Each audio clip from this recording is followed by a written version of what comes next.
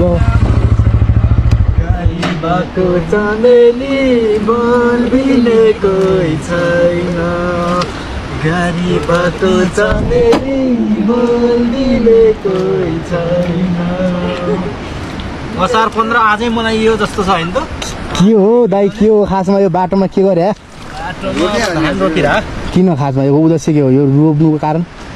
रोप्नुको कारण अब यस्तो हिलो लागिरहेछ अनि अब कहीँ त असार 15 मनाउनु पर्यो कहीँ त धान उब्जाउनु पर्यो त ल होइन यस्तो नगरौँ खासमा अनि रोड पिच होला भने अब रोड पिच हुन्न हिलो हुन्छ अब झन् हिलोमा त हामीले धान रोप्नु पर्यो दसैँ आयो जस्तो भयो ट्याक्क ल यो खास रोड पिच हुने रोडमा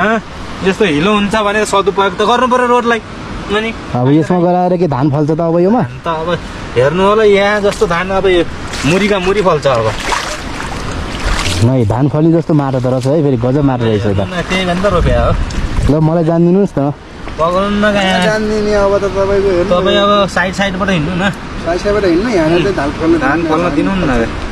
ध्यान आकर्षण होस् सरकारको यहाँ